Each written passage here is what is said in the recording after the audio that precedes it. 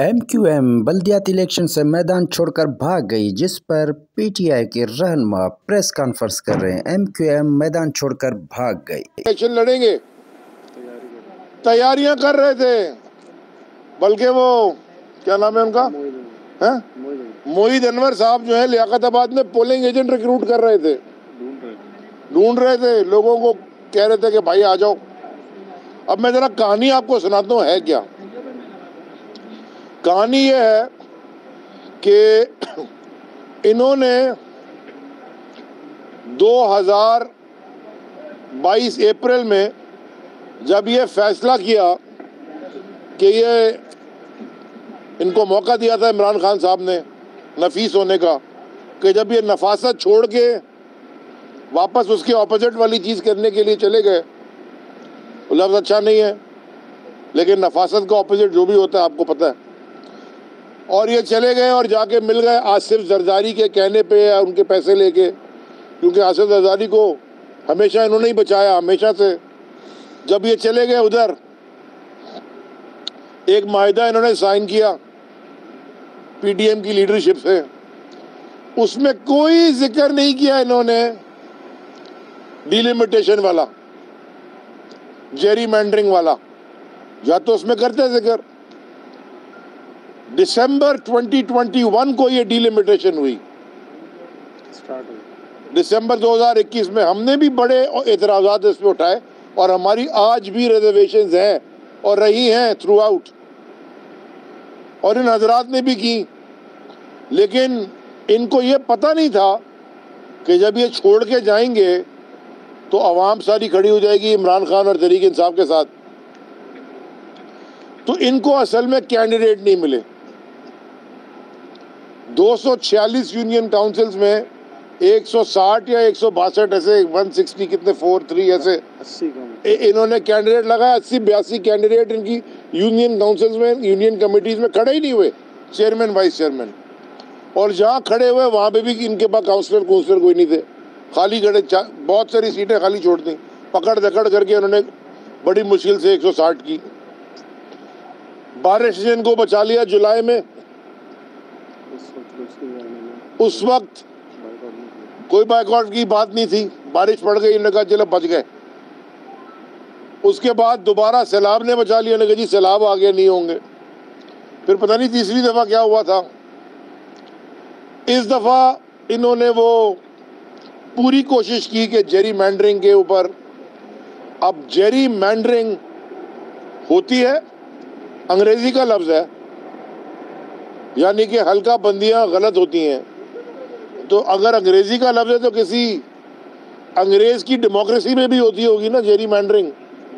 उर्दू का लफ्ज तो है नहीं, अंग्रेजी का लफ्ज है, तो वहां भी होती होगी।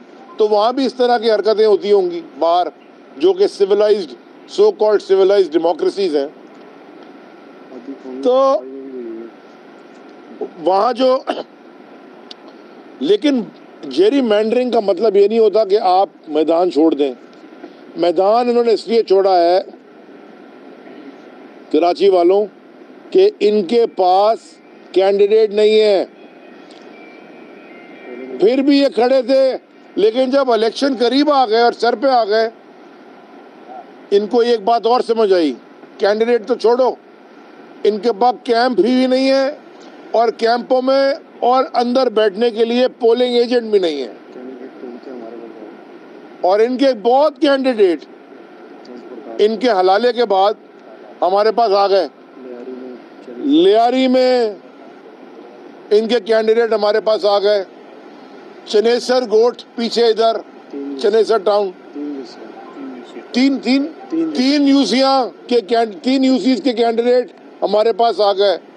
नाजाबाद के हमारे पास आ गए।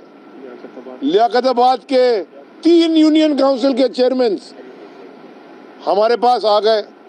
अच्छा, हमने ऐलान नहीं किया, हमने कहा जी आ जाए पार्टी में, और उन्होंने भी कहा कि जी हम आपके साथ हैं, हम इलेक्शन की कैंपेन नहीं करेंगे, लड़ेंगे नहीं। तो ये 10-12 तो 160 में वैसे ही कम हो गए। तो उनको तो कोई बंदा ही नहीं मिल रहा था पोलिंग एजेंट खड़ा करने के लिए। वोटर तो बहुत बात की बात है। तो इन्होंने ये जेरी मैंडरिंग वाला बहाना बनाया, जो कि मैं समझता हूँ कि बिल्कुल पीपल्स पार्टी ने गलत हल्का बंदियाँ की हैं और हम इसके ऊपर पूरी जद्दोजहद करेंगे, कोर्ट में भी जाएंगे, सब कुछ करेंगे और हम गए हुए भी हैं। इन्होंने इलेक्शन से फरागत बाइकआउट करके भाग गए अब्बू की बात सुन के।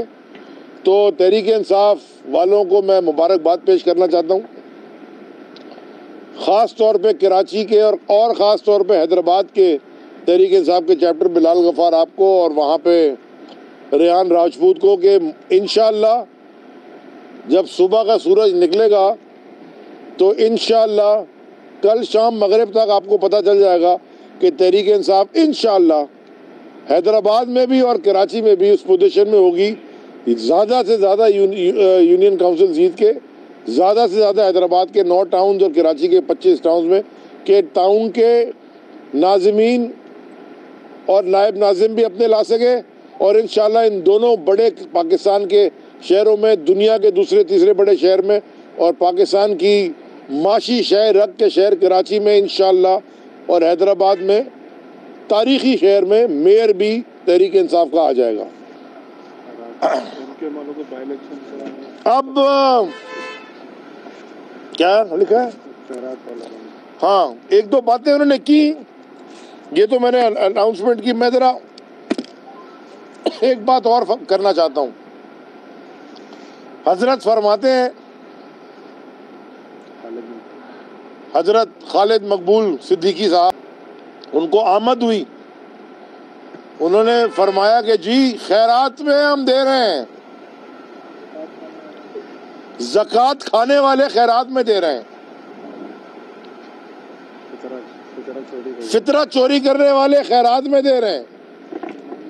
खिदमत खल्क क्या थी वो, KKF, खिदमत खल्क फाउंडेशन की गाड़ियों में असला ले जाने वाले, उसके पैसे खाने वाले, उसके नाम पे ज़मीनें कराची की कब्जा करने वाले खैरात दे रहे हैं।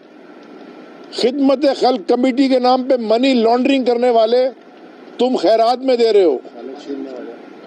खाले छीनने वाले बंदूक की नोक पे खैरात में दे रहे हो। Urdu speaking, Punjabi speaking, Pashto speaking, Balochi speaking, Sindhi speaking, हर जबान के बोलने वालों का कत्ले आम इस शहर में करने वाले तुम खैरात दे रहे हो।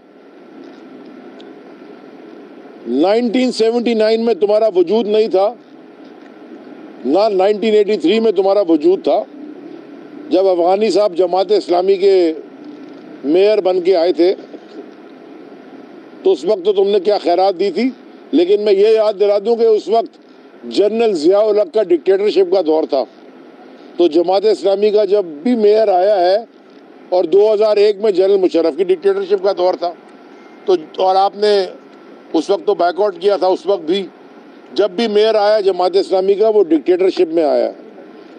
और जमात इस्लामी के हाफिज़ भाई से मैं बड़ी आजिज़ाना और अदब से ये अर्ज़ करना चाहता हूँ, हाफिज़ भाई, यहाँ 6, 7, 8 इलेक्शन हुए हैं, ज़्यादा ही हुए हैं, बाई इलेक्शंस, किसी एक में आपका कैंडिडेट भी नहीं खड़ा था।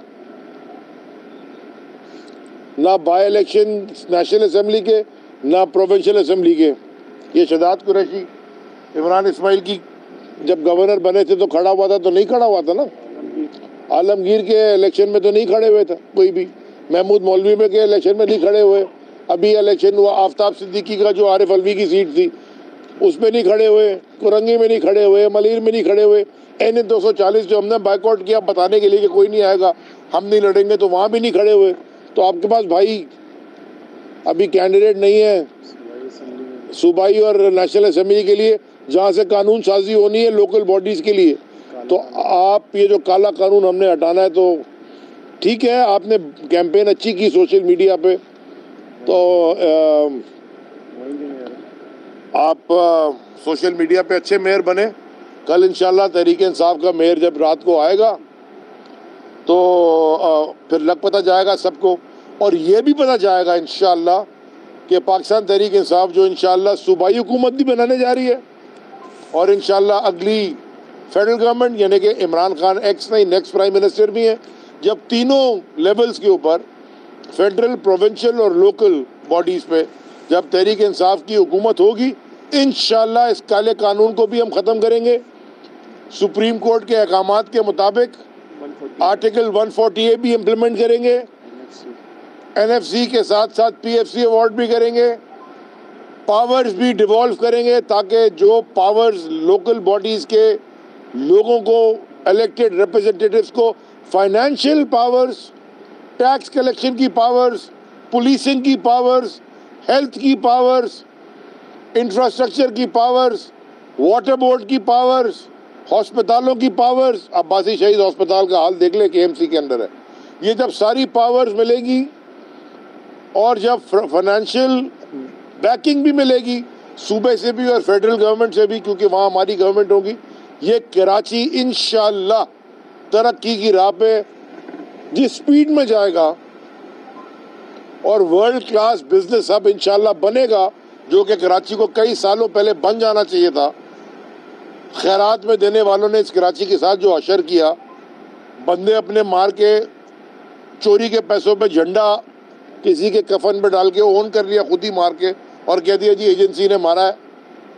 भूल ना जाएं, फोन कॉल पे चलने वाली मजबूर कौमी मूवमेंट कहूँ या एक दूसरे को गालियाँ दे के एक दूसरे के गले में हाथ डाल के मुनाफिक कौमी मूवमेंट कहूँ, हमने तो इनको नफीस कौमी मूवमेंट कहने के लिए, खान साहब ने तो कहा था नफीस बन के आ जाएं, मगर नफासत उनको शायद उनको भाई नहीं, बेनिफिट ऑफ द डाउट दिया था हमने, इनको बेनिफिट ऑफ डाउट दिया था।